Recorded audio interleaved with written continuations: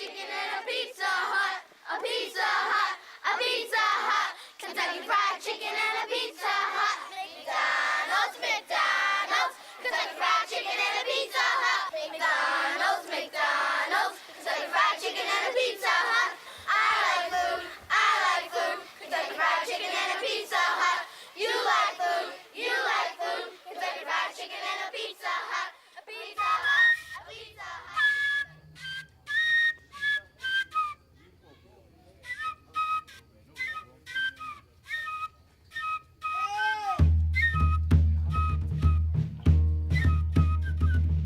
Everything's bigger in America.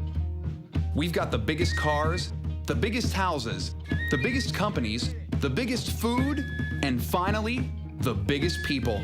America has now become the fattest nation in the world. Congratulations.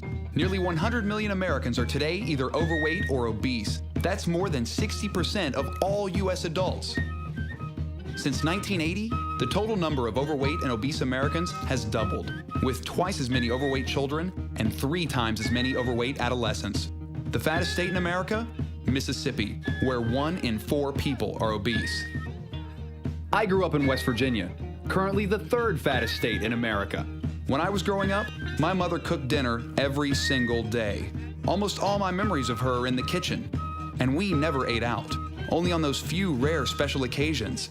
Today, families do it all the time, and they're paying for it, not only with their wallets, but with their waistlines. Obesity is now second only to smoking as a major cause of preventable death in America, with more than 400,000 deaths per year associated with related illnesses. In 2002, a few Americans got fed up with being overweight and did what we do best. They sued the bastards. Taking aim at the fast food companies and blaming them for their obesity and illnesses, a lawsuit was filed in New York on behalf of 2 teenage girls. One who is 14 years old, 4'10" and 170 pounds. The other, 19 years old, 5'6" and 270 pounds. The unthinkable had suddenly become reality. People were suing the Golden Arches for selling them food that most of us know isn't good for you to begin with. Yet each day, 1 in 4 Americans visits a fast food restaurant. And this hunger for fast food isn't just in America, it's happening on a global basis. McDonald's alone operates more than 30,000 joints in over 100 countries on 6 continents and feeds more than 46 million people worldwide every day. That's more than the entire population of Spain. In the United States alone, McDonald's accounts for 43% of the total fast food market. They're everywhere. Walmarts, airports, rest stops, gas stations, train stations, shopping malls, department stores, amusement parks, even hospitals. That's right, hospitals. At least you're close when the coronary kicks in. Lawyers for McDonald's call the suits frivolous, stating that the dangers of its food are universally known and that these kids can't show that their weight problems and health woes were caused solely by their McDiets. The judge states, however, that if lawyers for the teens can show that McDonald's intends for people to eat its food for every meal of every day and that doing so would be unreasonably dangerous, they may be able to state a claim. Are the food companies solely to blame for this epidemic? Where does personal responsibility stop and corporate responsibility begin? Is fast food really that bad for you? I mean, what would happen if I ate nothing but McDonald's for 30 days straight? Would I suddenly be on the fast track to becoming an obese American? Would it be unreasonably dangerous? Let's find out. I'm ready. Supersize me.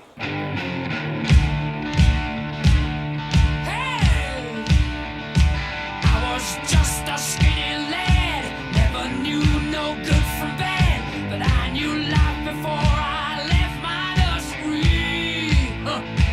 Left alone with big fat fatty, she was such a naughty natty. You big woman, you made a bad boy out of me. Come on, oh,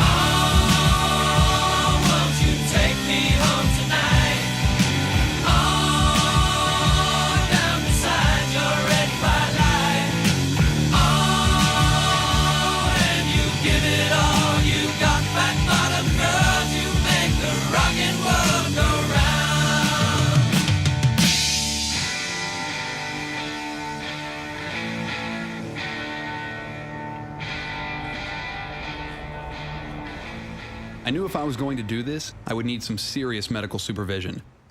So I enlisted the help of not one, but 3 doctors: a cardiologist, a gastroenterologist, and a general practitioner.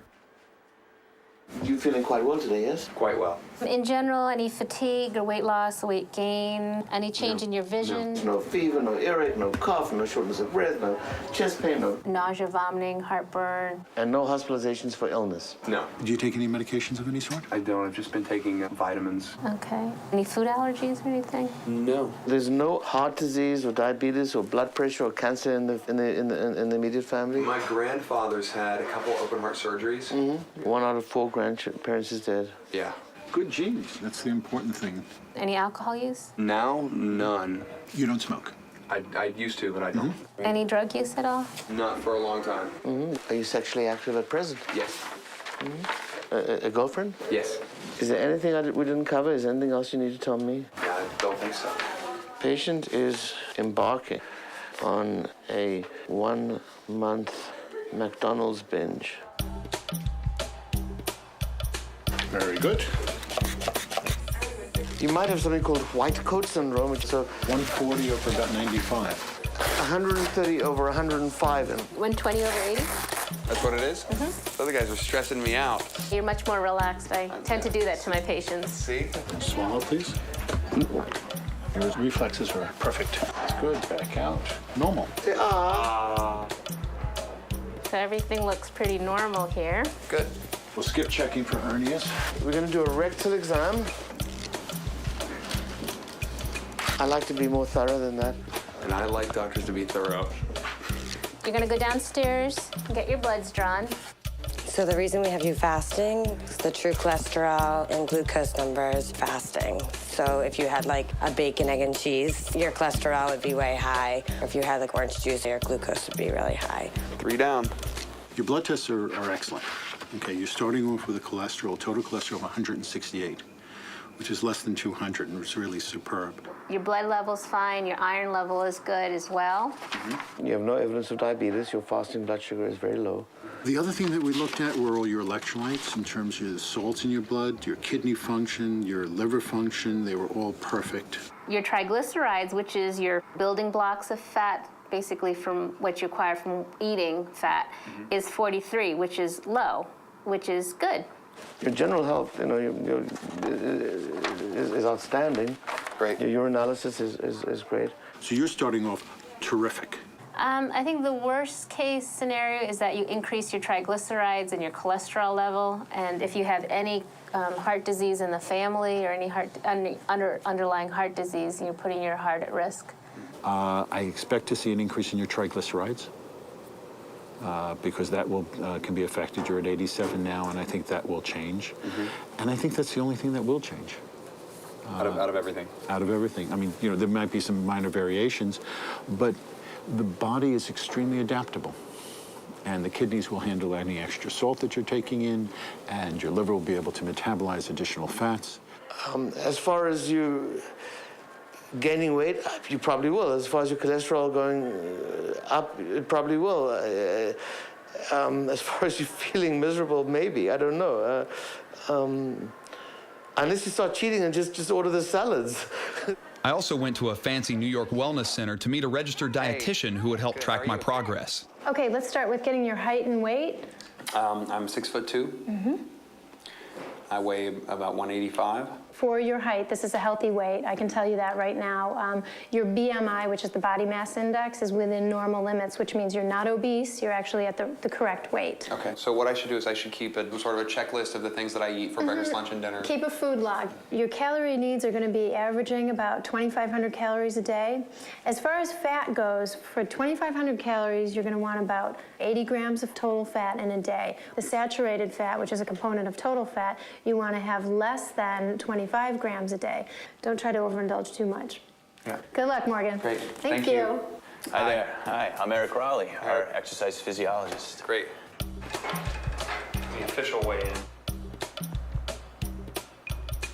185.5. We'll go through the cardiovascular assessment, and then I'll be able to calculate how much oxygen your muscles can utilize, and that's also an indicator of the type of condition your cardiovascular system is in. All right. Good work. I'm gonna use these skin fold calipers to estimate your body density. You're 11% body fat. That's great. We're gonna measure your flexibility of your hamstrings, your hips, and your lower back. Good, good. Very nice. 38 centimeters was your best. There's a basic, old school test for muscular strength and endurance. 36, good job. You're above average fitness for your age group. Definitely, I'd say. Okay. Yeah, so you're at a good spot right now. More than 60% of Americans get no form of exercise. So for the next 30 days, neither will I. But I'll still have to walk. How much does the average American walk a day? There's reason to believe we have these pedometers that we put on people, step counters. You could very roughly estimate that about 2,000 steps, because 2,000 would make a mile. And we know that people that work in office settings, who drive a car to and from work or take an elevator up to that office, may take as little as 2,500 or 3,000 steps in their entire day. If you wanted to feel physically like a lot of Americans do, then you'd kind of limit yourself to about 5,000 steps a day. Us New Yorkers, we walk everywhere. We walk to work, to the park, to the store. Most of us don't even own cars. The average New Yorker will walk 4 to 5 miles a day. A day. That's a lot of walking.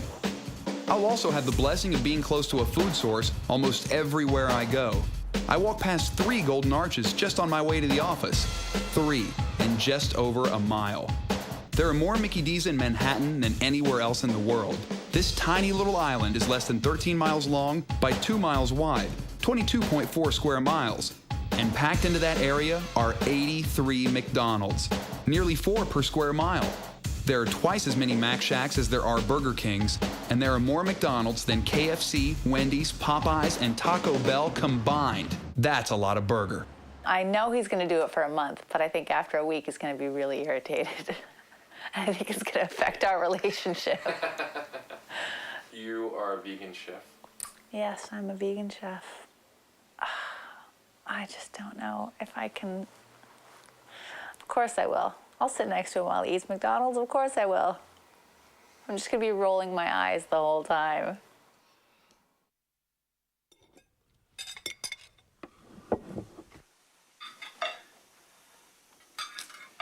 We have a vegetable tart and a quinoa and roasted veggie salad, artichokes and a simple green salad, all beautiful, organic, fresh vegetables that you're going to miss so much.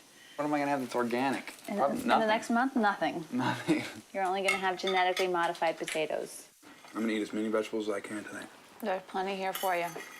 That's really good. It's good, right? Mm-hmm. Thanks. Have they improved their cookies in the last 10 years? Because the last time I had them, they were like little hockey pucks. I don't know. We'll see.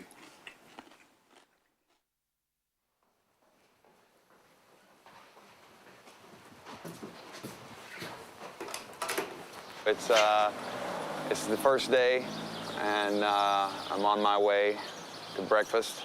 Could I get an Egg McMuffin extra value meal? Every 8-year-old's dream right now that I'm getting ready to fulfill. I got my Egg McMuffin. That's gonna be the first thing right there.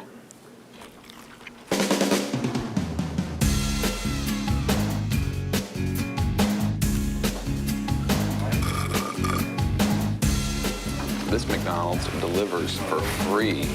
All I did today was leave my apartment, walk down the stairs, and walk to the McDonald's, 1,272 steps. So we gotta go to the corner and we gotta get a cab.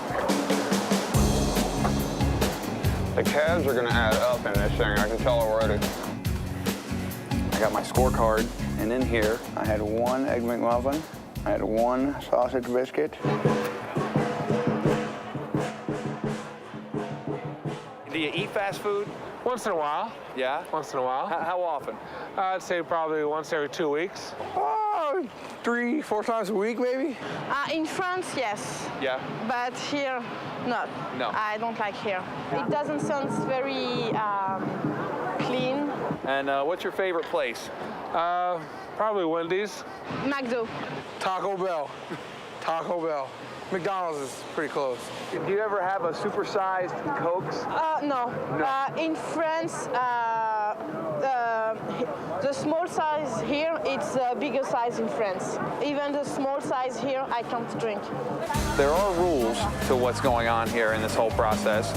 I will only supersize it if they ask me, and I can only eat things that are for sale over the counter at McDonald's. Water included. If McDonald's doesn't sell it, I can't eat it. I have to have everything on the menu at least once over the next 30 days, and I have to have 3 squares a day. Breakfast, lunch, and dinner. No excuses.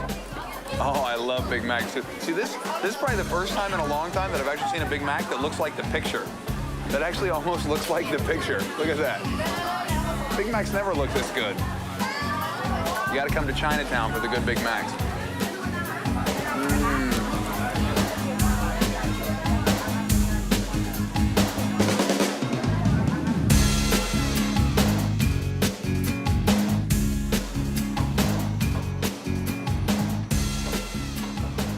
You've heard about all these people who are suing these fast food companies. Yes, Yeah. I've heard. Yeah. I think it's ridiculous, but it's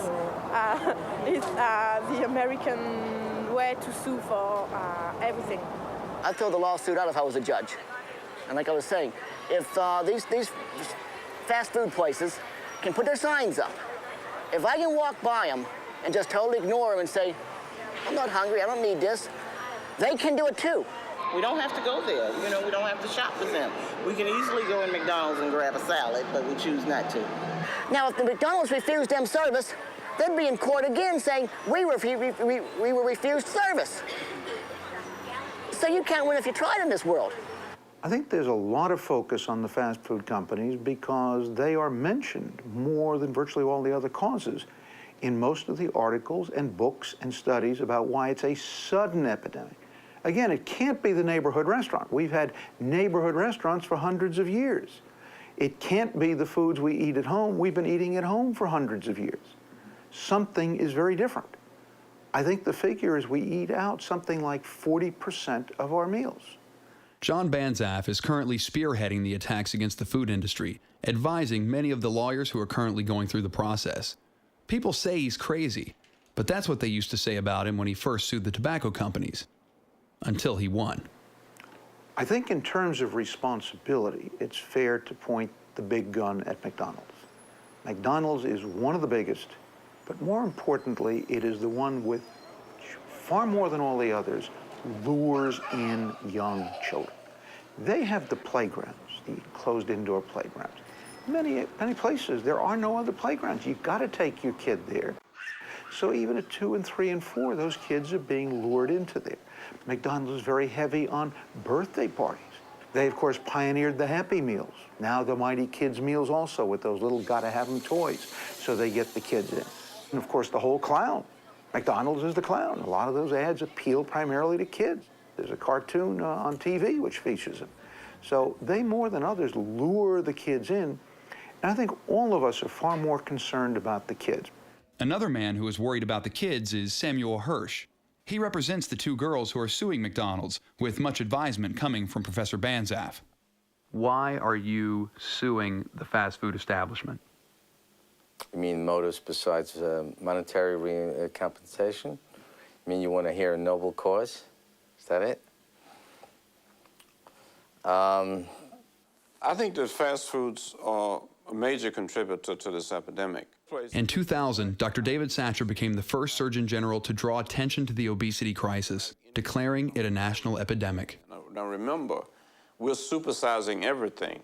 You go to any place to buy, go to any fast food store, and they're trained to tell you to buy a bigger size.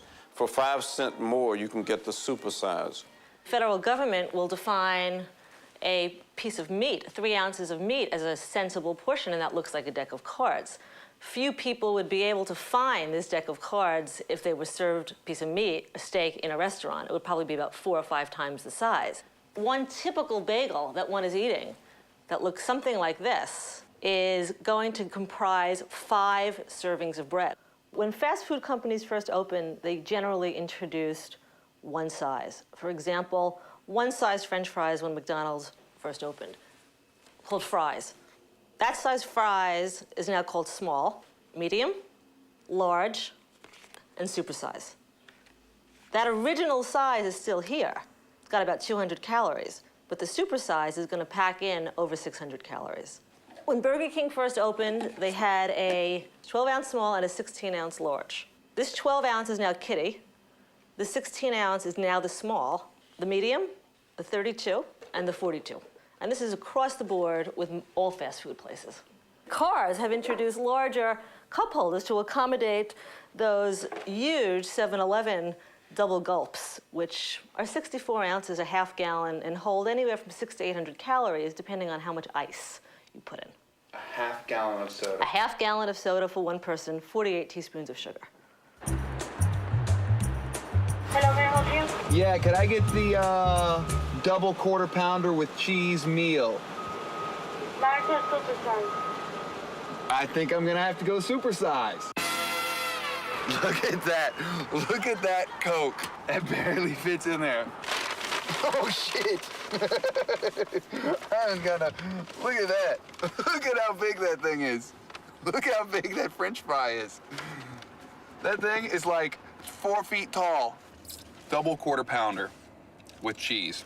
More calories than anything. There it is. A little bit of heaven. Mmm.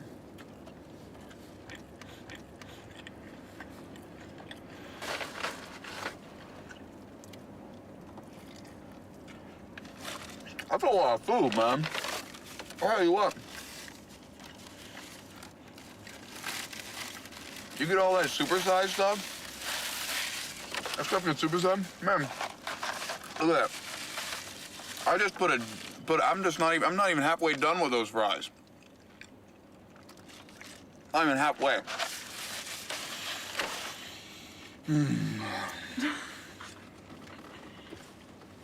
It's like a workout. See, now's the time of the meal when you start getting the McStomach ache. You start getting the McTummy, you get the McGurgles in there, you get the McBrick, and you get the McStomach ache. Right now, I got some McGas that's rocking. My arm. Are you sweating there? My arms. I feel like I got some McSweats going. My arms got the McTwitches going in here from all the sugar that's going in my body right now. I'm feeling a little McCrazy. Oh. Just give me a minute. I'm in pure McDonald's heaven. This is gonna be you, like, after every meal. Oh. I'm dying. Oh, God, that's so nasty. Oh, it's making me puke.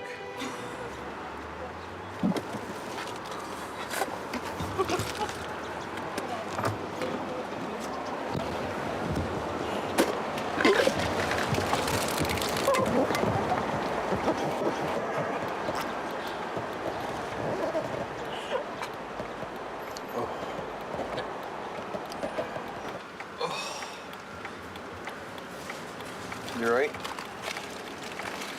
Yeah.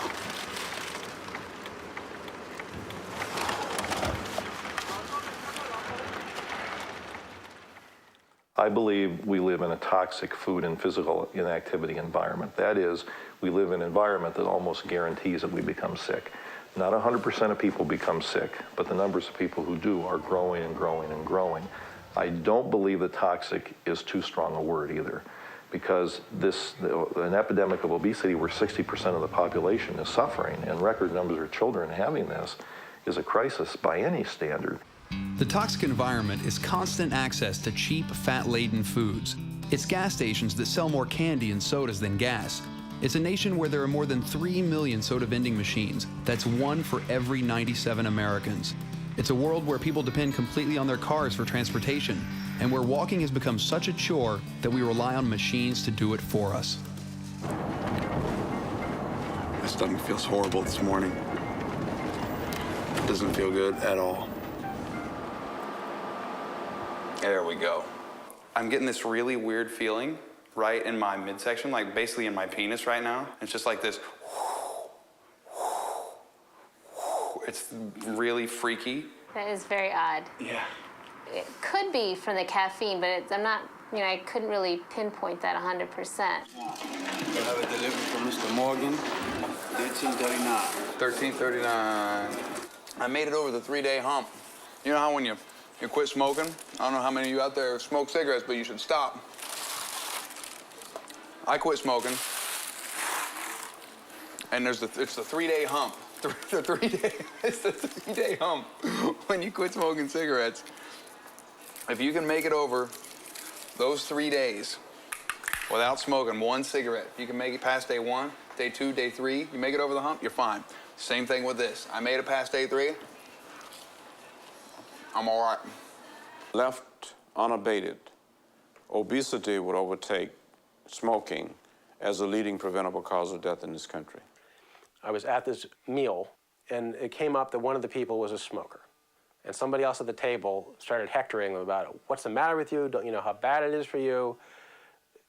It'll do this, that, and the other thing to you, and you really should stop. And the smoker, rather than saying, fuck you, which, you know, is the mind your own business, which I think is the appropriate response, was abashed and defensive, and like, oh, I tried to quit, and yeah, I'm going to try again, and you're right, and so on. At that same table, there was a quite large woman. And I was wondering, what if this guy, instead of confronting the smoker, had said to the large woman, what's the matter with you, you fat pig? Don't you know how dangerous it is to be so overweight? Stop eating, for God's sake, and don't you dare get dessert, and what's the matter with you, right? Same logic. I'd be hard-pressed to find a distinction between those two examples. Okay, so one is now socially acceptable to hector smokers, but the other one isn't quite yet. So the question is, at what point will it become acceptable to publicly hector fat people in the way that smokers are publicly hectored? A secret study by one of the tobacco companies that had the ominous title of something like Brand Imprinting for Later Actuation in Life. They would buy the little toy cigarettes, and they'd start smoking them at 4 or 5 or 6. Wouldn't even notice the pack. I mean, if you asked them what pack it was, they wouldn't notice it.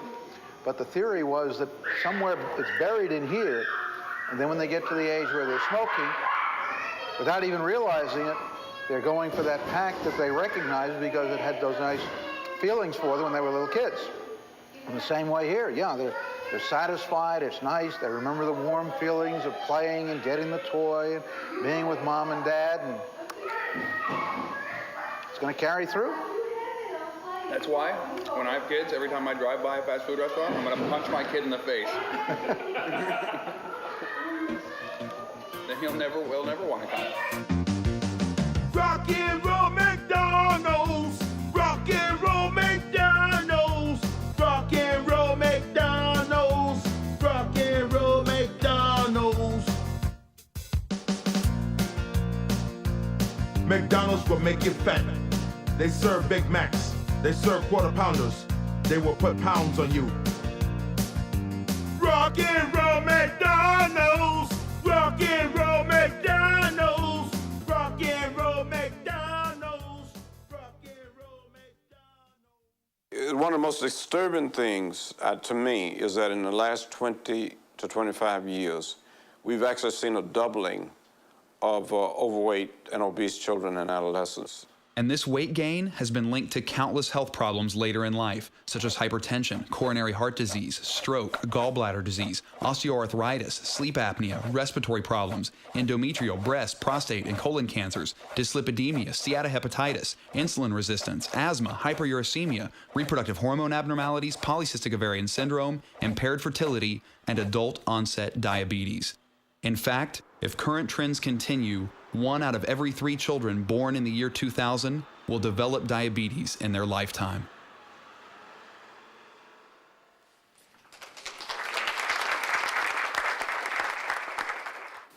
At least 17 million Americans now have type 2 diabetes, and about 1 out of every 20 people. If the diabetes starts before the age of 15, you lose somewhere between 17 and 27 years of lifespan. According to the new research, the direct medical costs associated with diabetes have doubled. The direct medical costs have doubled in the past 5 years, from $44 billion in 1997 to $92 billion in 2002. And somewhere in the neighborhood of about 20% of the obese children have elevated abnormal liver function tests. And we have now started a study where we're biopsying these children to see what their livers actually look like under the microscope, and half of them have evidence of scarring of the liver, fibrosis of the liver, the early stages of cirrhosis. So when these children end up being adults, they're going to end up, if they don't change their eating and exercise habits, are going to end up with liver failure and well, either transplant or death. Did you want lettuce and mayonnaise on all of them? I think it's very, very hard for overweight teenagers because you're always going to see the thin, pretty, popular girls, and you can't help but look at them and think, I wish I was her, or I wish I could have that. And I mean, it's depressing. It makes you feel like crap. I mean, that's just how it is. And it's of course it's hard being a teenager because you see all the girls in the Cosmo Girl or Teen People, and they're all beautiful, and you think, aren't I supposed to look like that? And it's just not. It's not realistic. It's not a realistic way to live. So without further ado, let's welcome Jared Bogle. My big thing was never smoking, it was never drinking, obviously it wasn't doing drugs. My big vice was food. And before I knew it, I wound up weighing 425 pounds. I brought in a present for you. My old pants that are now made famous in all the Subway commercials.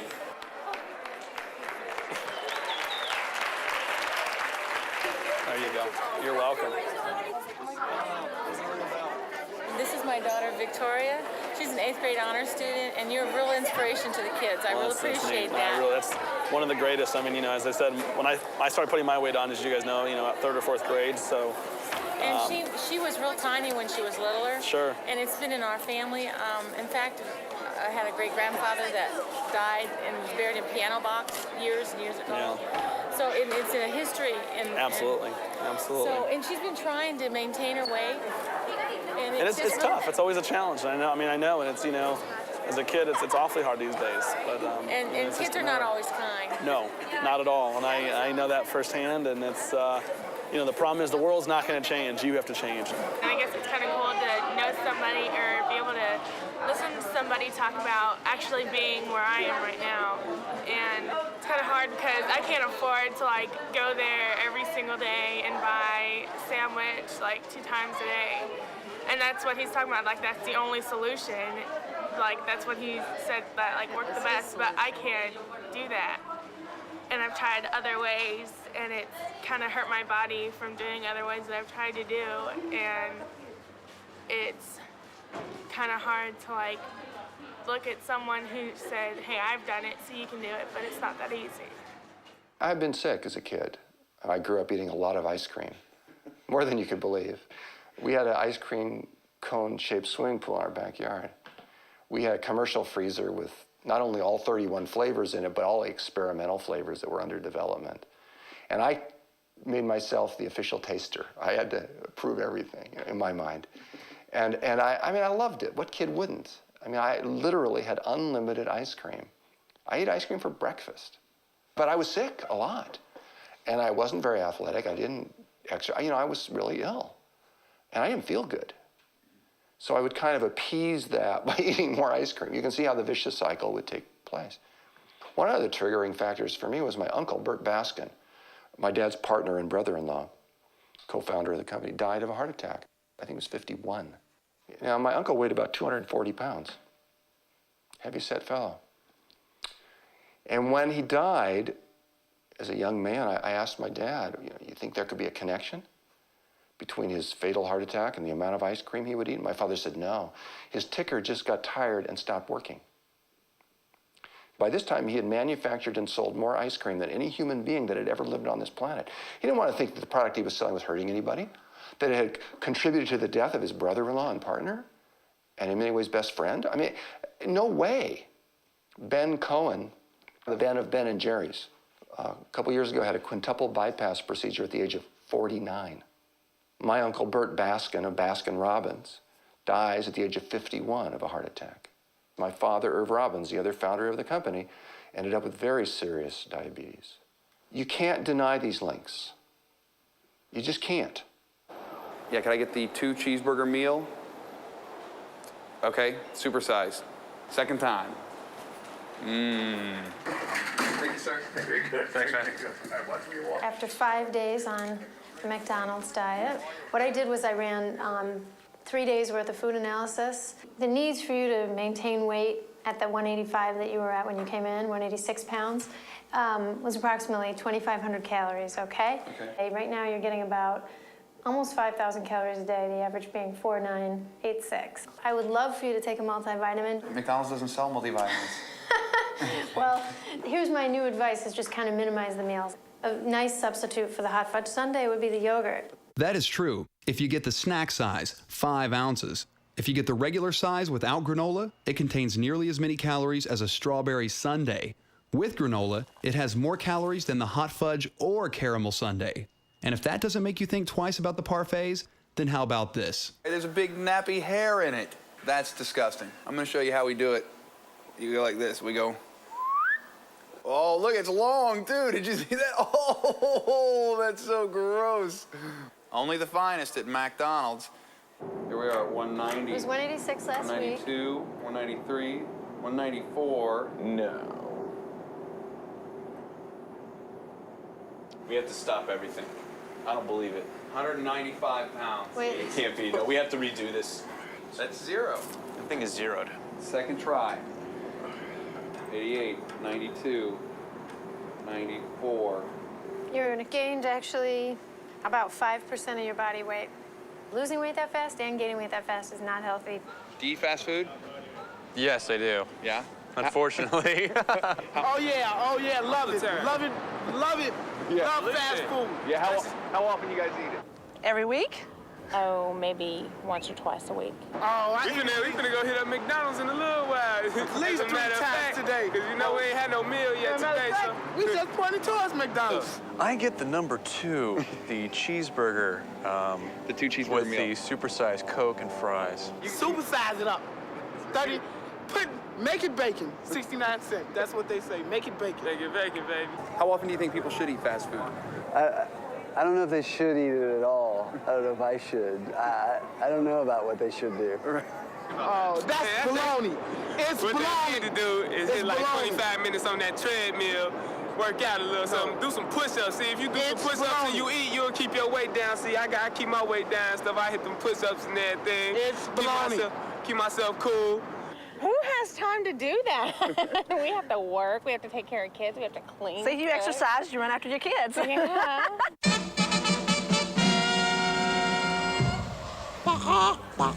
Jello, chicken rhythm. These are the first McNuggets I've had in this whole exciting tour of duty. Look at that. Glistening in the sun.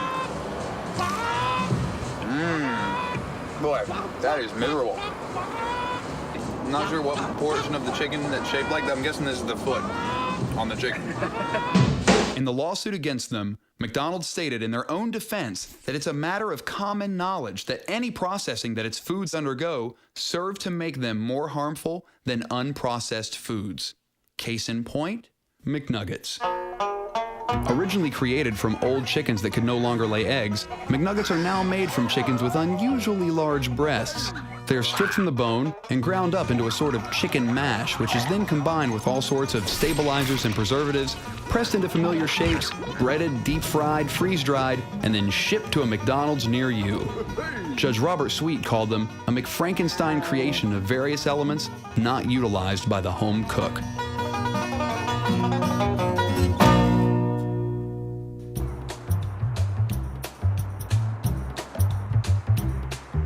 So for the past couple days, which I haven't shared with everybody, it's been a new thing. Is I've started to have like some not chest pains, but like pressure.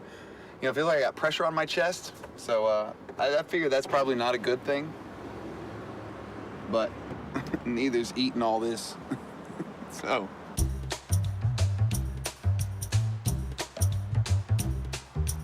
I tell you, I haven't smelled bad yet. Yeah, yeah. No, I haven't. You just don't smell how bad you smell. No. Look at that fish fillet. Look at this thing. Oh, God, that looks nasty, man. Isn't that horrible? Obviously, that was been sitting around all day. That, the fillet of fish.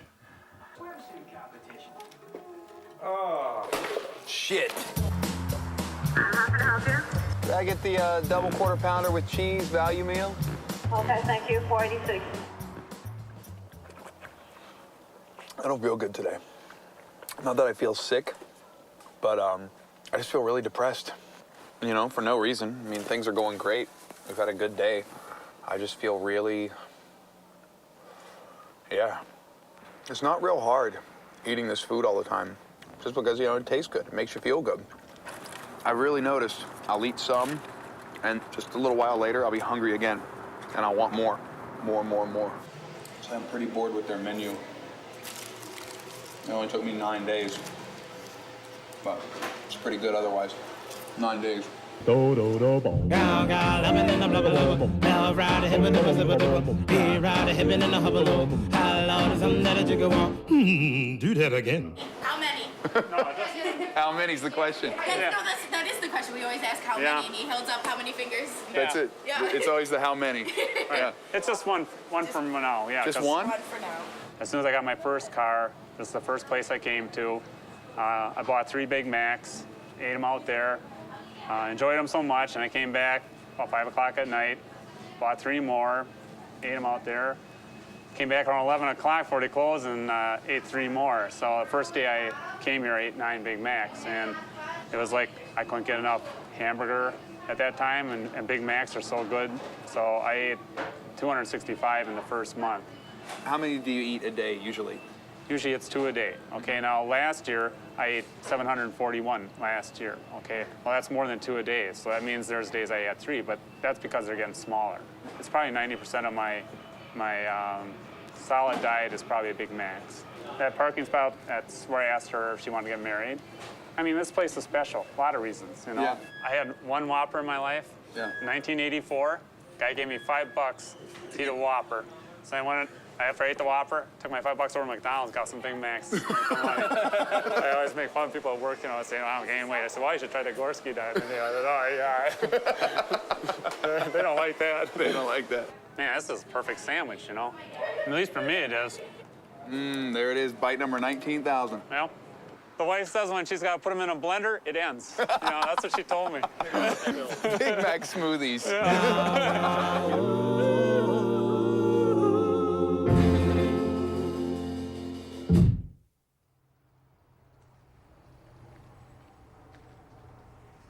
America's been McDonaldized, you know, it's been franchised out. It's like one of those old Flintstones cartoons where they just had something rolling around in the background. You kept seeing the same buildings go by. It's like Kmart, Walmart, McDonald's, Kmart, Walmart, Wendy's, Kmart, and it's just like you have no sense of where you're at anymore. The way I look at it is like Cezanne was inspired by the mountain he saw out his window. And when I look out my window, I see no mountains, I just see billboards and advertisements. So I use that as my inspiration.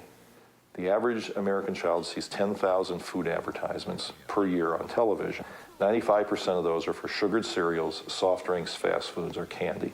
A parent who eats every meal, every day, for the whole year with their child, and every meal gives a very compelling nutrition message and can bring in cartoon characters and Michael Jordan, so instead of selling McDonald's, he sells oranges. And Britney Spears, instead of selling Pepsi, will sell radishes or lettuce or something. That parent will have 1,000 cracks at their child compared to 10,000 for the food industry. So it's not a fair fight. You know, by the time kids are able to speak, most of them can say McDonald's. I'm going to show you some pictures, and I want you to tell me who they are. Okay. Who's that? You don't know? George Washington. Yeah? Who is he? He was the fourth president. He freed the slaves, and he could never tell a lie. Who's that? Don't know. I don't know. You don't know? I don't know. George W. Bush? Nope, that's a good guess, though. Who is this? I don't know. Goldilocks? I forgot the name, but I think I know. Yeah? Where have you seen her? That picture is on the side. Wendy. Nice. Who's that? McDonald. Ronald McDonald. Who is it? McDonald. What does he do? He was helping people at the cash register. He works at McDonald's. I love their pancakes and sausage. He brings every of his friends to McDonald's for a Happy Meal. Where have you seen him? On television, on the commercials. He's the character that made McDonald's. And he does a lot of funny stuff on TV. Companies spend billions making sure you know their product. In 2001, on direct media advertising, that's radio, television, and print, McDonald's spent $1.4 billion worldwide. On direct media advertising, Pepsi spent more than $1 billion. To advertise its candy, Hershey Foods spent under a mere $200 million internationally.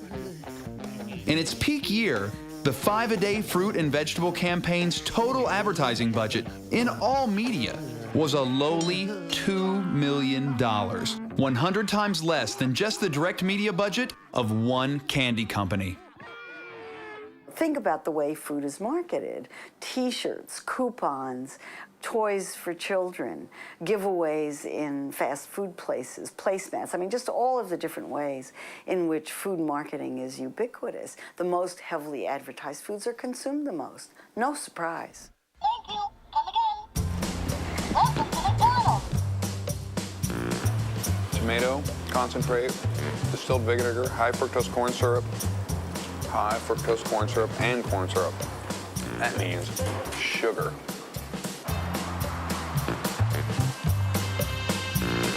I'll move over to my salad shaker. I feel a little sick to my stomach. This is the best part of the day, when I get to be fat on the bed with my quart of Coke. Mm-mm.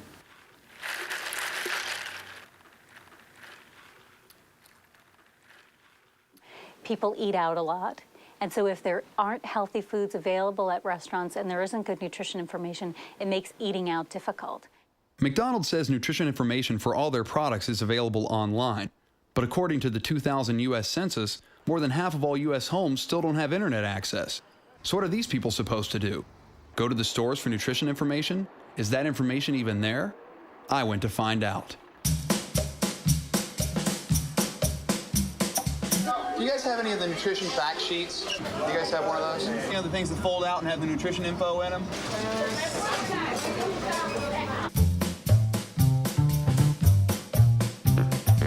There aren't any over there? Or would they be up front? Yeah, they should be. But they got lots of info about Dora the Explorer Live. That's cool. Thank you.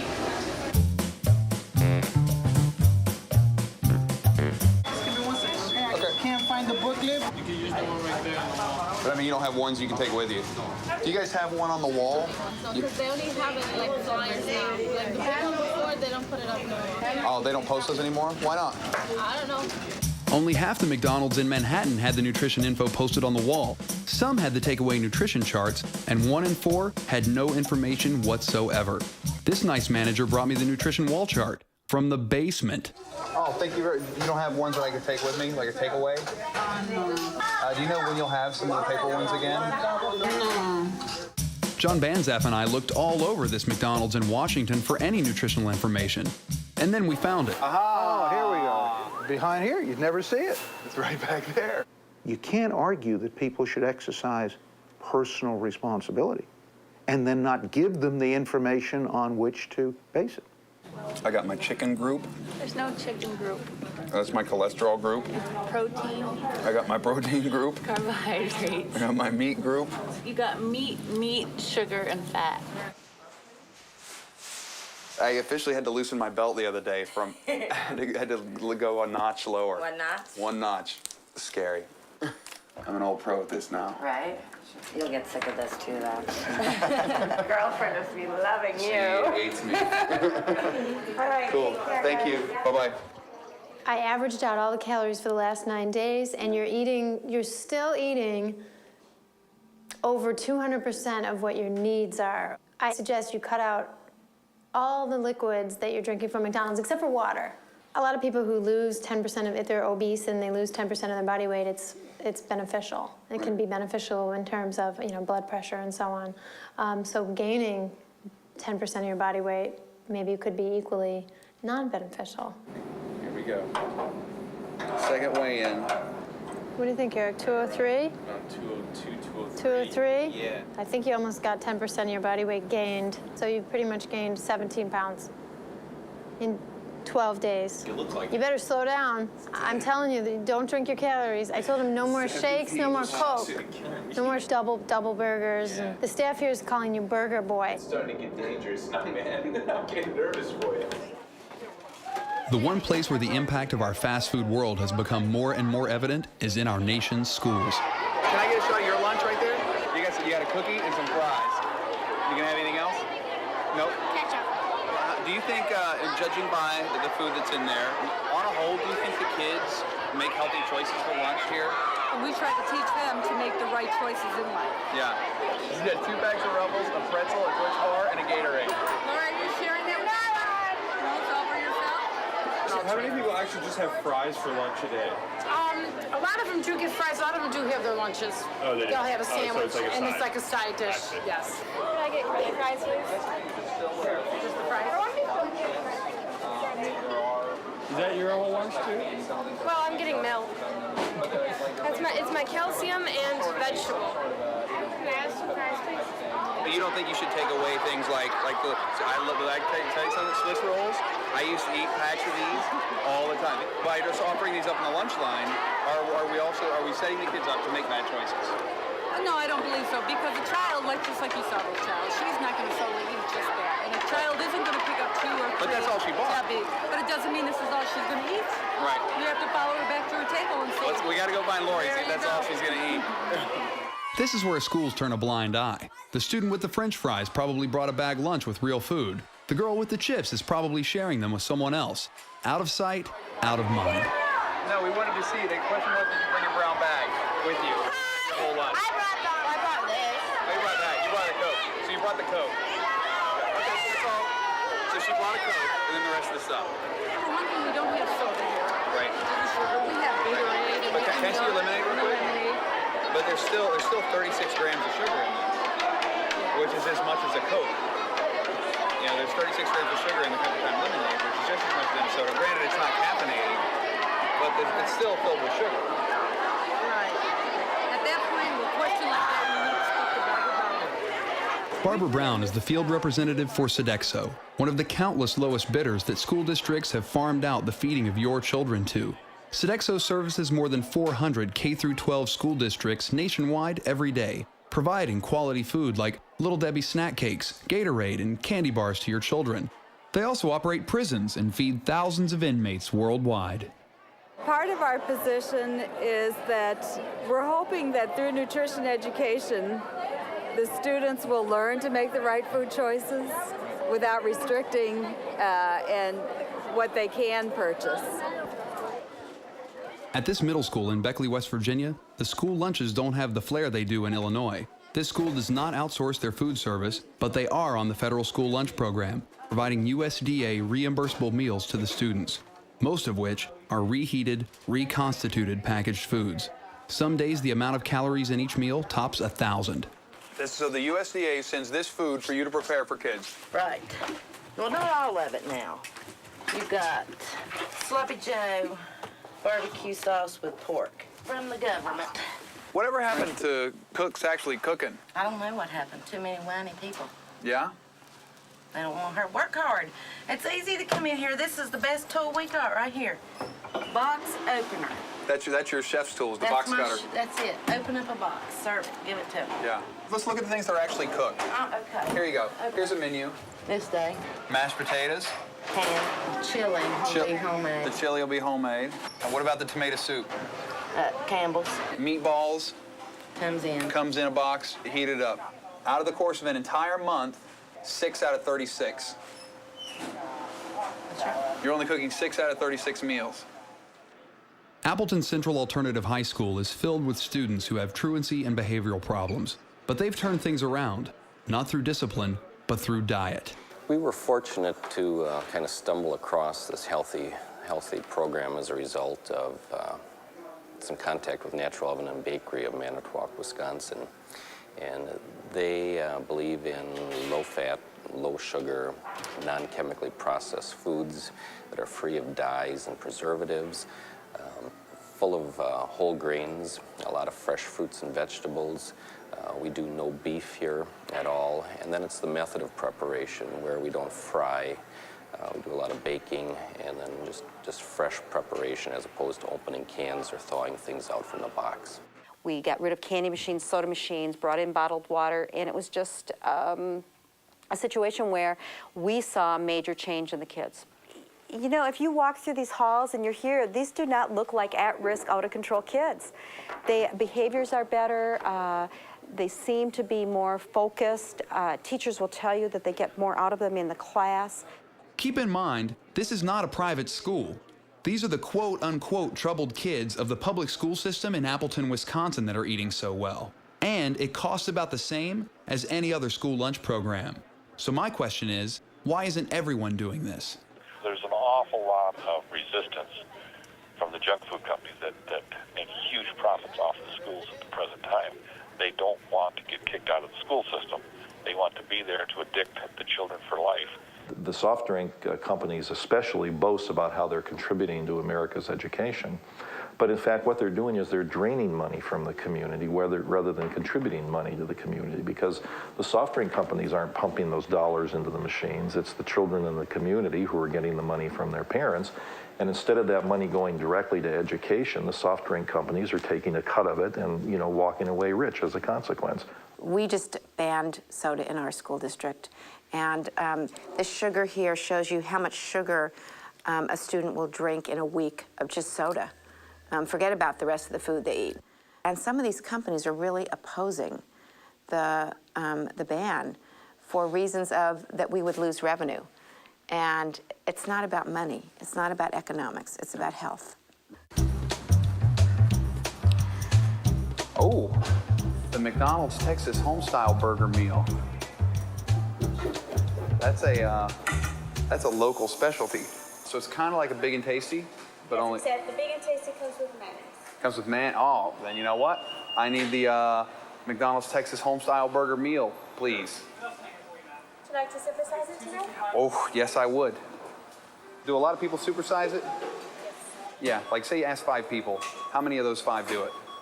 Actually, I get mostly all of them. Oh, mostly all of them? So you just say you're batting about 100%. Yeah. See that? She's that good. Deborah's that good. So first meal inside the restaurant that I went in to get, and they asked me to supersize it. We're going to keep a little tabs, see how many times they asked me to supersize it here in Texas. Because Texas, out of the top 15 fattest cities in America, Texas has 5.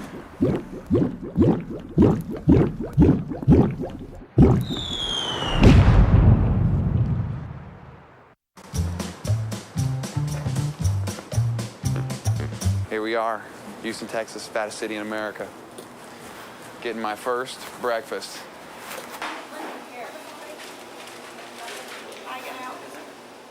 When it comes to the topic of obesity, many people are quick to point the finger at various foods and food companies. But the Grocery Manufacturers of America, a Washington, D.C.-based lobby group whose mission is to advance the interests of the food, beverage, and consumer products industry, are quick to shift the focus away from the companies they represent and to remind everyone that there's more at work here than just eating poorly. We believe very strongly in our industry and in other industries. I think you'll find there's a growing consensus that the solution lies in good education. We have to get good information to parents so that they can teach their children better exercise and nutrition habits, and so that they can lead the healthy lifestyles. We don't teach physical education in schools anymore. In the U.S., only one state requires mandatory physical education for grades K through 12. It's also one of the fattest, Illinois. You got interference sometimes with this. You got a heart rate? Phil Lawler is the phys ed teacher at Madison Junior High School, home of the Soaring Warhawks, the snack-ridden school lunches we saw earlier, and one of the most well-executed physical education programs in the country. Supported mostly by fundraising and parent involvement, Lawler has created a role model for instructors and school districts nationwide. When's the last time you've ever heard of a science class fundraising to get their labs? Eventually, society has to step up to the plate and say, this is important. We should have daily physical education and equip it properly. Well, we have to say our greatest strength is the resource of our young people. That's our future. And boy, if the way we're treating our resources right now, we're running into some serious problems with that.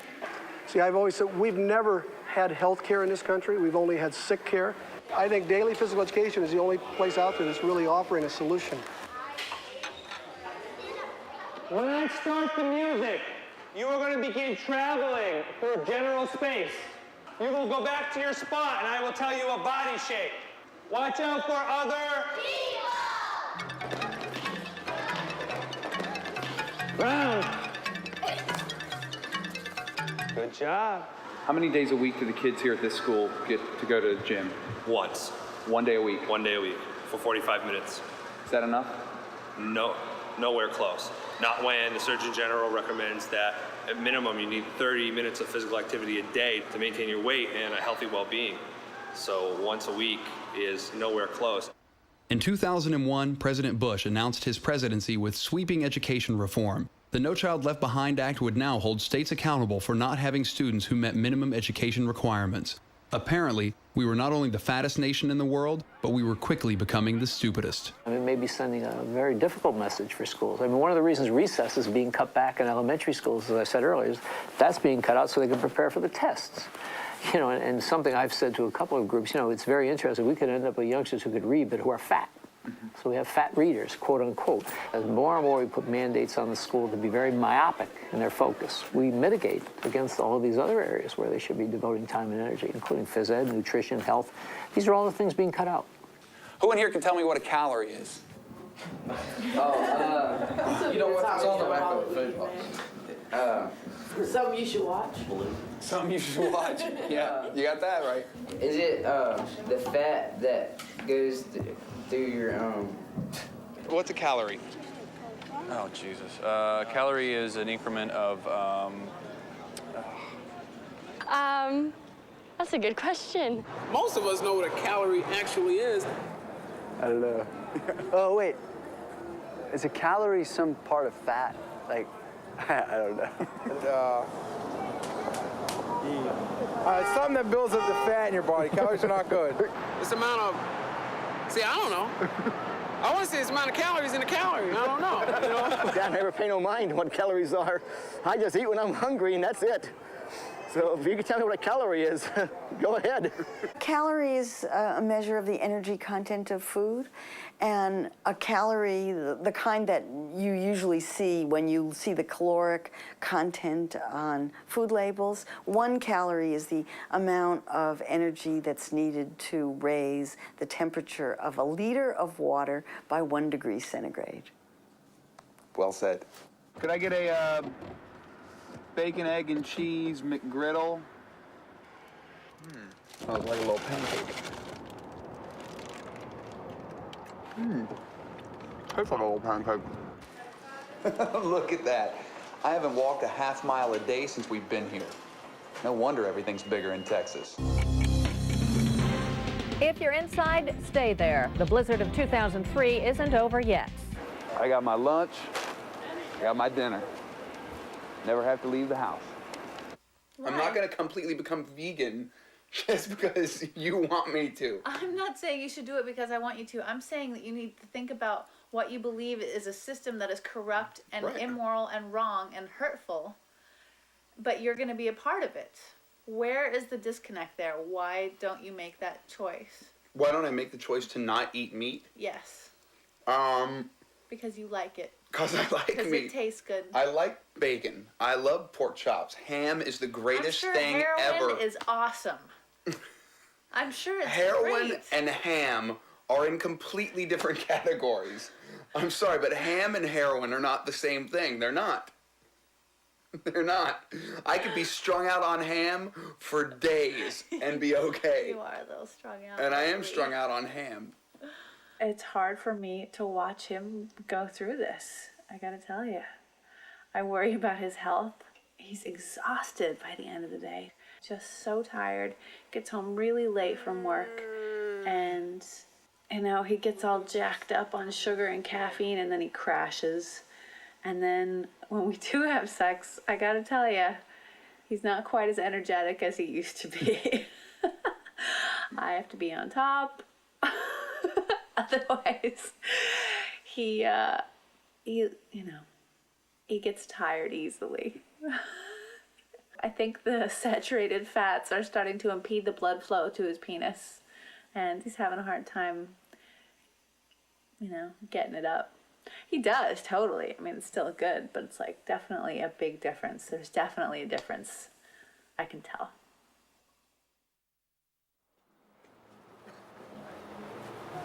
Oh, I feel horrible today. My headache's coming back again. It feels like somebody's yanking on the tendons behind my eyes. My body officially hates me. All the vitamins that you see here, vitamin E, thiamine, riboflavin, niacin, and so on, are all under 50% of what you need.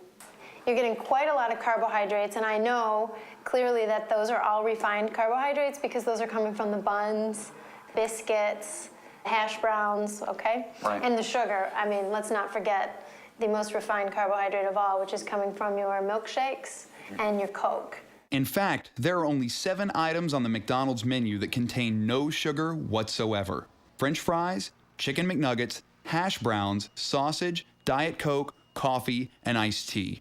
Everything else, even the salads, contain sugar. I'm telling you, 202. Yeah, you lost a pound. Oh, thank God. Muscle weighs more than fat, so no, you might have lost some muscle mass and gained some fat mass. I lost a pound. Let's go get something to eat. I was feeling bad in the car, feeling like shit. Really. I was feeling really, really sick and unhappy.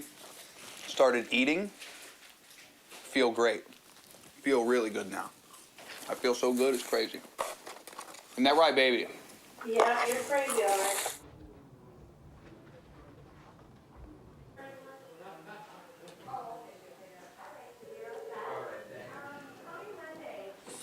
(150/90). The headaches might even be hypertensive headaches, but they're probably not. They're probably related to, to blood sugar. You might be in this hyperinsulinemic state. 150/110. Your total cholesterol was 165 before. Now it's 225. A liver that's inflamed in any way or sick in any way will leak some of its enzymes out into the blood. So this is very non-specific, but it means the liver is sick. Yeah. And the most likely cause of your liver sickness is a fatty liver. Your liver is now like pate. SGOT was originally 21. Now it's 130. And SGPT was originally 20. Was Now 20. it's 290. More than tenfold increase. That's not good. Not good. Not good. Not good. Anybody would say right now that you're sick. You feel fatigued with this. You feel lethargic with this. You feel run down with this. You feel. If somebody were doing this to their liver with alcohol, they could theoretically wipe out the liver. Wipe out all the liver cells, and there'd be liver failure. Now, I've never heard of anybody doing this to their liver with a high-fat diet. But I guess anything's possible. I mean, I don't know. I can't answer the question. Never been done before. No one's ever wiped out their liver with a high-fat diet before. Wow. And I won't wipe out my liver in 2 more weeks. I would think it'd be unlikely. I don't want to tell you wouldn't. I mean, my advice to you is to stop doing what you're doing because it's hurting you and you're sick. You're sick and you're making yourself sick, and you can make yourself unsick by stopping doing what you're doing. I'm just afraid there will be something that's totally irreversible, that there will be some damage done. Yeah, I don't know. So do they think that once you change your habits, that's going to correct itself? Yeah, they think that everything should get back on track once this is done. Your liver, and I've even been doing some reading, your liver is very resilient and your liver heals itself. So. Well, if you need a portion of my liver, honey, you can have it. I'll give up part of my liver for you. Thanks, Mom. Thanks.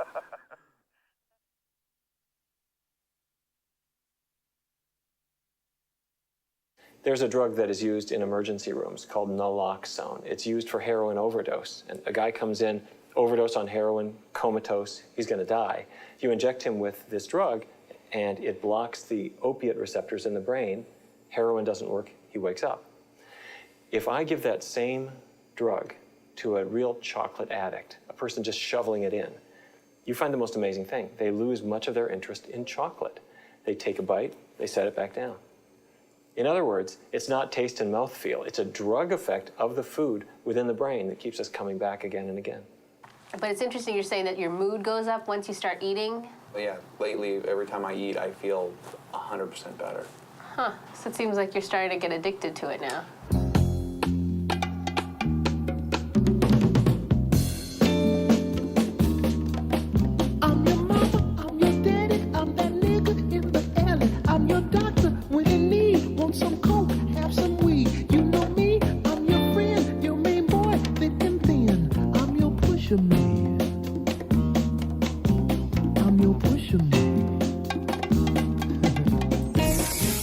McDonald's calls people who eat their food at least once a week heavy users. I'm not kidding. 72% of the people who eat at McDonald's are heavy users. They also have another category, the super heavy user. These people eat their food 3, 4, 5 times a week and up. 22% of the people who eat at McDonald's are super heavy users. If you look at the menu at a fast food restaurant, they use all of the addicting components. They'll take a slab of meat, cover it with cheese, of course, which is filled with the casomorphins, the opiates that are found in the cheese protein. And then they serve it with a sugary soda, which has the addictive powers of sugar with plenty of added caffeine.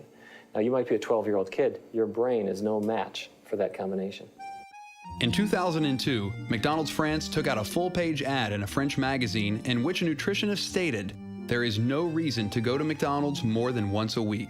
McDonald's corporate headquarters in the U.S. freaked out, saying that this is only one opinion, and that the vast majority of nutrition professionals say that McDonald's food can be a part of a healthy diet. So, we thought we'd randomly call some nutritionists to see what their opinions were when it came to eating fast food.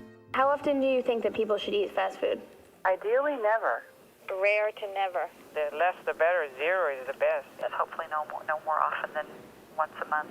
If you are stranded on a deserted island, or if we get bombed with anthrax and that's the only food available, that's the only time you should eat fast food. We called 100 nutritionists all over America, and the results were not on track with the vast majority McDonald's talked about. Only 2 out of the 100 said you should eat fast food 2 times a week or more. 28 said once a week to once or twice a month, and 45 said you should never eat it. 95 of them agreed that it is a major contributor to the obesity epidemic sweeping America. Okay. Okay? Okay. Hi, Morgan. How are you? Rich Bennett from Health. Unfortunately, I have to tell you that Health is going to have to close its doors effective immediately.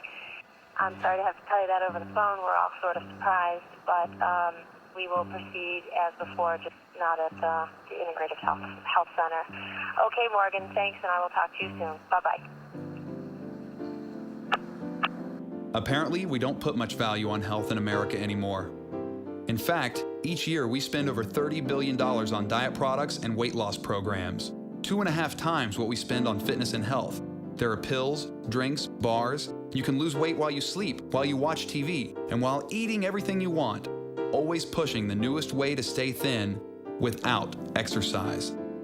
Some people, however, feel that they have tried everything and see only one remaining option as their last hope for health. I'm diabetic. 80% of people don't have to take insulin anymore after this. Plus, I have hypertension. Hopefully correct that, lose my weight and lose my high blood pressure. Yeah. This is Bruce Howlett. In a few minutes, his stomach will be surgically reduced to the size of a small apple in a gastric bypass operation. People with hypertension who are obese, about 75% of them will get rid of their hypertensive medications. Doctors Adam Naiman and Carl Geisler will be performing the operation.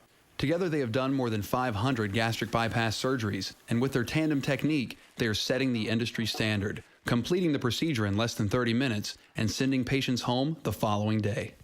We have established now that the only procedure that really cures diabetes is obesity surgery. Went blind for a week. Just went completely, just one day out of the blue, you went blind. I went to work, got to work, drove to work that night, got to work there, couldn't read the charts, and I had to call my supervisor, tell her I couldn't work because I couldn't see what I was doing, and I had to call my wife, had her get a ride to work to pick me up and take me home. And then once I stopped drinking the diet soda waters and stuff, got my sugars back down, I was fortunate enough my eyesight came back. I didn't do that much damage to them at that time. I think it's human nature to seek a drastic solution only when you're faced with a drastic problem. Well, I drank 3 or 4 of those a day. 3 or 4, because this is a half gallon. So that means you were drinking probably about 2 gallons of soda a day. It wasn't unusual for a 2-week time. We'd buy like 52 liters of soda water. 52 liters every 2 weeks. Mm-hmm. And I probably end up having to pick him up a couple extra. He drinks more than I do. Yeah. I'll go through about 1 of those a day. Yeah. There's some days I go through 3 or 4 2 liters. A lot of us don't realize the social stigma that these people face on a daily basis.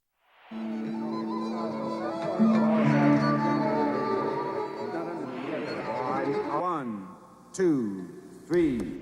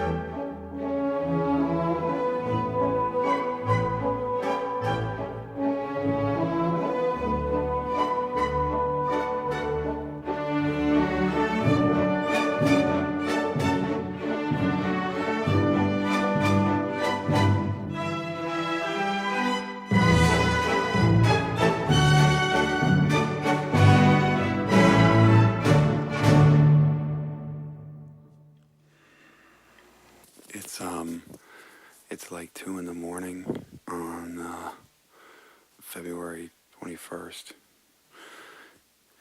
I woke up, couldn't breathe, was having really difficulty breathing. I'm very hot, and felt like I was having heart palpitations.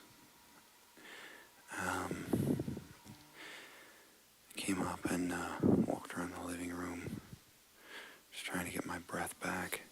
And I want to finish, but don't want anything real bad to happen either.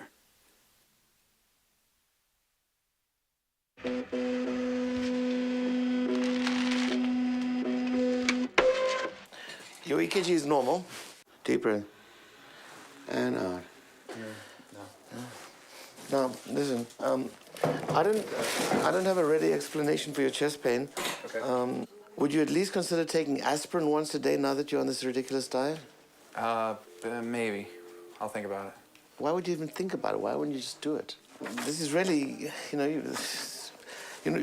you saw these numbers, right? These numbers are absolutely outrageous. Okay, for the first time, we're seeing uric acid elevated. So you're giving yourself hyperuricemia.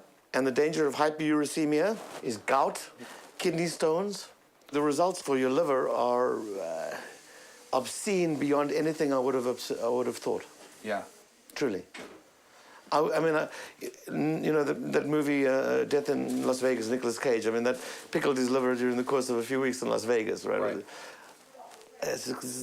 I would never have thought that you could do the same thing with a high-fat diet. Yeah. My advice to you as a physician is that you've got to stop. You're pickling your liver. Yeah. And you're kicking it while it's down now. Now it's down, and you're kicking it further. I mean, if you're an alcoholic, I'd say you stop. I say you're going to die.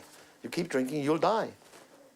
If the pain starts to radiate to your jaw or down your arm, That's life-threatening, and immediately so. Yeah. So I need to hear about that, or you need to call 911. Okay. All right? Hello? Hello. Hi, sweetheart. How are you? I'm good. I'm worried about you. Yeah. I had no idea this was going to be such a dangerous experiment. Yeah. I don't think anybody did. You know, the doctor didn't even think it was going to be this drastic. He's floored by it. Yeah. And he doesn't know what will happen. You know, he says, listen, I have no idea. But, you know, he said that if I am feeling bad or feeling anything to page him, and he'll admit me immediately wherever I am. Oh, sweetheart. Yeah. I love you so much, and I don't want you to be hurt. Yeah, me either. Me either. So I'll tell you, if you start to get nauseous, you start vomiting, your eyes turn yellow, you have got to go to the emergency room, no Okay. matter where you are. Okay. If you're, you know, again, if you're not keeping food down or anything, you're feeling sick to your stomach, you know, it looks like, you know, your liver function tests are getting worse. My suggestion would be to stop the diet. Okay. And, you know, go back to eating lower fat diet, you know, rechecking the blood test in a couple of weeks.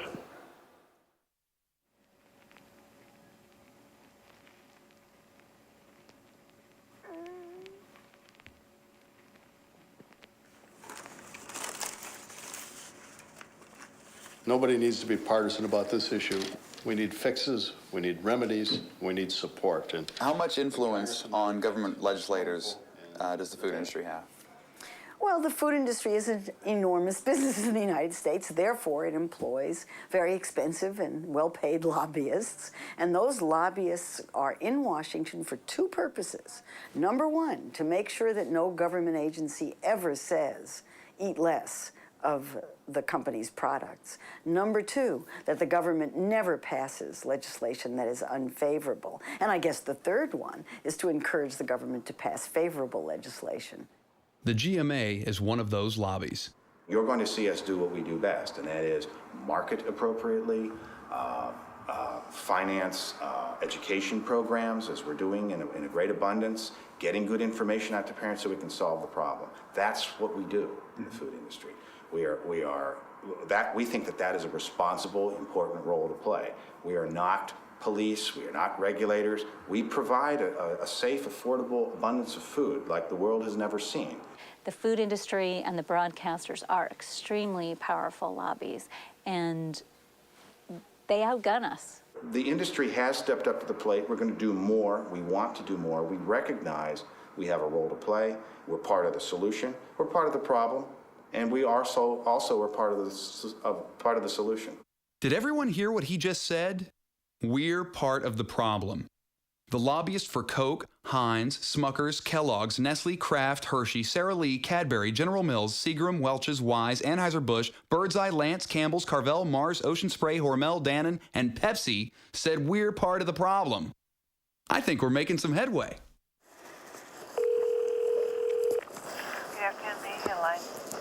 Yeah, I wanted to speak to somebody about scheduling an interview with Jim Cantalupo.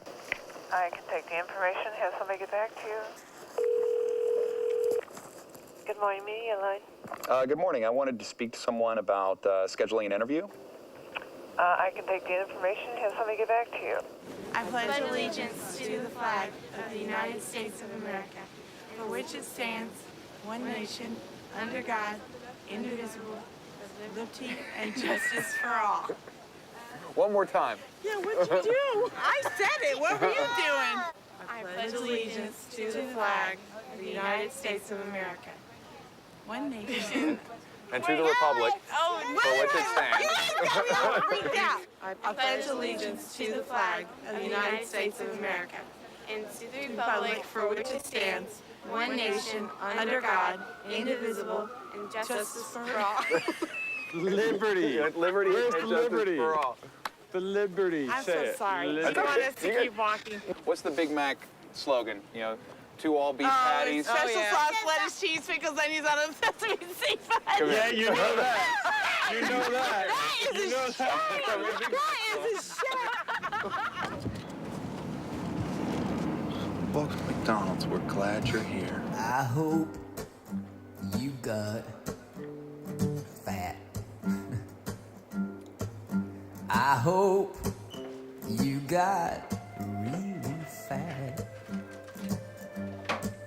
'Cause if you got really fat, you just might want to see me come back. I hope you got fat. Hey, I don't care. Hi, can I help you? Could I get a large vanilla shake, please? I'm sorry, sir. We don't have any shake right now. No shakes. No. When will you have shakes, you think?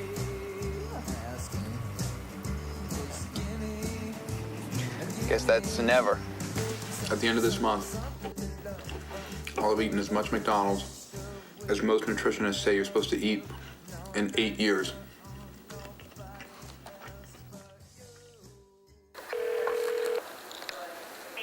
This is Sheila. Yes, Sheila, it's Morgan Spurlock calling. I'm trying to reach Lisa Howard. Okay, Morgan. I will let her know. Hi, this is Lisa Howard. I'm not able to take your call right now. If you leave me a message, I'll get back to you as soon as. Hey, Lisa, it's Morgan Spurlock calling, and I just wanted to follow up on the email that I sent to you. Close to the end of the day, and I didn't know when she was going to be taking off. Sure, I'll put another message on her desk. Lisa Howard. Hi, Lisa, it's Morgan Spurlock calling. Hi, Morgan. How are you? I'm doing good. How are you? I'm okay. Good. So you got my email? Yes, I got your email. Okay. And I'm circulating it around. Okay. I don't have an answer for you. Any idea when you think you might? Probably in the next day or two. Oh, man. Walking up the stairs has gotten started to get really difficult. By the time I get to the top, it's really pathetic. Oh, man.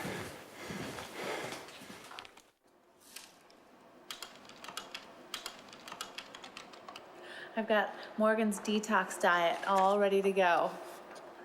The biggest thing is taking the crap out and putting good stuff in. Really focusing on nutrient-dense food, organic, seasonal, fresh food. Making sure that I'm getting as many cleansing vegetables into his diet as possible.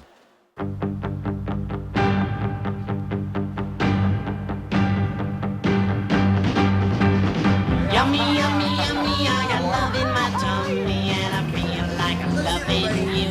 Let's see here, let's see. Love you such a sweet thing, there's nothing to thing, and it's just what I'm gonna do.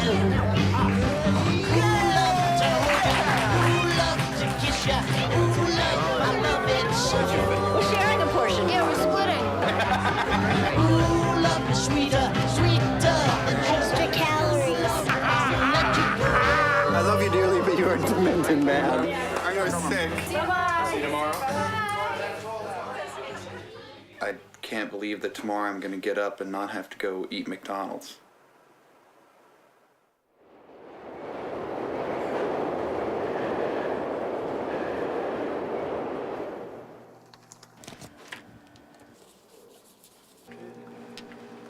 That's it. Unbelievable. Okay. It just keeps Where's getting Mister? bigger. Wow. Oh, yeah. Oh, boy. 210 I'm gonna pounds. say 210, right on the money. We went from 185.5 to 194. A week later to 203, then down to 202, and now 8 pounds during the last week for 210 total. I think we know the damage that can be done. Lisa Howard, it's Morgan Spurlock calling. I don't know how many times we've called her now, but this has got to be her 15th time. Lisa Howard, Morgan Spurlock calling from New York. Please call me when you get this message. We'd still like to schedule an interview with someone from McDonald's. Please call me when you get this, and let's talk about what's possible. You'll not talk to anybody, and you'll like it that way. After 6 months of deliberation, Judge Robert Sweet dismissed the lawsuit against McDonald's. The big reason? The two girls failed to show that eating McDonald's food was what caused their injuries. Interesting. In only 30 days of eating nothing but McDonald's, I gained 24.5 pounds. My liver turned to fat, and my cholesterol shot up 65 points. My body fat percentage went from 11 to 18%, still below the national average of 22% for men and 30% for women. I nearly doubled my risk of coronary heart disease, making myself twice as likely to have heart failure. I felt depressed and exhausted most of the time, my mood swung on a dime, and my sex life was non-existent. I craved this food more and more when I ate it, and got massive headaches when I didn't. In my final blood test, many of my body functions showed signs of improvement, but the doctors were less than optimistic. I would very, very much doubt that these numbers will return to normal. Although it did drop, it was a small drop. If you kept on the diet indefinitely, I know that you'd probably develop coronary artery disease. Inflammation and hardening of the liver. Should people eat fast food? No. You know this. The answer is no. It certainly needs to be very restricted and balanced with overall a healthy diet and overall a lot of exercise. And there's no reason whatsoever why fast food has to be so disgusting. Fast food can be nutritious. It's a cheap form of food, and it does keep you full for a while, so you get your money's worth. But unfortunately, you cause some major harm to your heart, your liver, your blood. I wouldn't suggest you continue the diet for a year to check this out. I don't think it's appropriate or healthy, especially with what showed up with your liver. For a year? Right. So I shouldn't eat this food for a year? No, I don't think so. You know, we see people who go on an alcohol binge and their numbers go up like crazy. But to go on, a Mac attack, and they've got numbers to show that tax your liver too. I wouldn't have even thought about this, but it makes sense. Now that we have the data, it definitely makes sense. Still, the impact of this initial lawsuit is being seen far and wide. School districts in New York, Texas, and San Francisco have banned sugary soft drinks in schools, and all natural healthy options are popping up everywhere. McDonald's joined right in, sponsoring events that showed how health conscious they'd become and creating a new line of premium salads. At the same time, however, they also masterminded one of their fattest sandwiches to date, the McGriddle, a pancake-wrapped creation that won my heart in Texas, but can pack as much fat as a Big Mac and have more sugar than a pack of McDonald Lane cookies. In fact, their new premium ranch chicken salad with dressing delivers more calories than a Big Mac and 51 grams of fat, 79% of your daily fat intake. Over the course of my McDiet, I consumed 30 pounds of sugar from their food. That's a pound a day. On top of that, I also took in 12 pounds of fat. Now I know what you're saying. You're saying nobody's supposed to eat this food 3 times a day. No wonder all this stuff happened to you. But the scary part is, there are people who eat this food regularly. Some people even eat it every day. So while my experiment may have been a little extreme, it's not that crazy. But here is a crazy idea. Why not do away with your supersize options? Who needs 42 ounces of Coke, a half pound of fries? And why not give me a choice besides French fries or French fries? That would be a great start. But why should these companies want to change? Their loyalty isn't to you, it's to the stockholders. The bottom line, they're a business, no matter what they say. And by selling you unhealthy food, they make millions. And no company wants to stop doing that. If this ever-growing paradigm is going to shift, it's up to you. But if you decide to keep living this way, go ahead. Over time, you may find yourself getting as sick as I did, and you may wind up here. Or here. I guess the big question is, who do you want to see go first? You or them?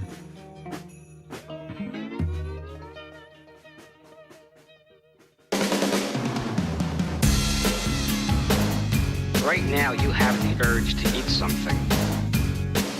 When it's through, if you still want to eat, then you're probably really hungry. Think about what I'm saying. FAT, that is me, but I didn't used to be. I was hot, I was hungry, I was loose, I was free. Then I waited in the line for some burgers and some fries. Supersize, that'd be nice, take a bite and close your eyes. Round 2, what do? I can barely walk around. Jenny Craig, Richard Simmons, but I still love to pound. Hamburgers, Coca-Cola, getting gas from too much soda. Double, chunky, hope this meal is never over. The world is round, and so am I. Big boys, big girls with real big thighs. Supersize the American way. Throw it down all day, every day. Supersize the American way. Getting fat, getting broke, either way you're gonna pay. Supersize me. Supersize me. Supersize me. Supersize me. Now I can't get out of bed, so I have to order in. I'm a triple fat fatty and I have a triple chin. Who's to blame? Call the lawyer, try to settle out of court. Get some cash, spend it fast, cause I'm staring at my fork. Cause it's sad and it's lonely. Ham and cheese with bologna. Large pie, stuffed crust, a doggy bag is for a phony. I have lost the motivation to inhibit the sensation. Bottle up the frustration. Birthday cake, I stick my face in. Turkey club with double bacon, it's got healthy connotations. Fast food is overtaken and it's supersized the nation. Supersize the American way. Throw it down all day, every day. Supersize the American way. Getting fat, getting broke, either way you're gonna pay. Supersize me. Supersize me. Supersize me. Supersize me. If I can keep up this progress, I'll have 25 pounds. 25 pounds.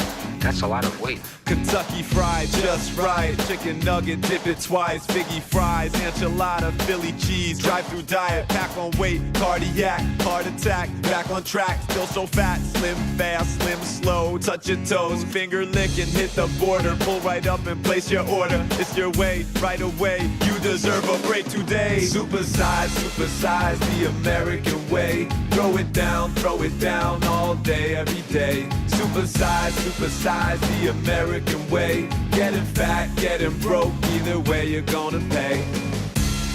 Supersize me. Supersize me. Put something in your mouth. Supersize me. Can I get extra cheese with that? Supersize me. What do you mean 50 cents for extra cheese? Supersize me. I come here all the time. Hook a brother up. Supersize me. Ooh, a buffet. Supersize me. All you can eat all day. Supersize me. Is that the biggest size you got? Supersize me. I said I wanted supersized. Supersize me. Can I get like a bucket with a handle? Supersize me. 2 for $1? I'll take it. Supersize me. All I need is 3 more forks. Supersize me. And another set of hands. Supersize me. That's a pretty good idea. Wait, the sign. The sign said free refills.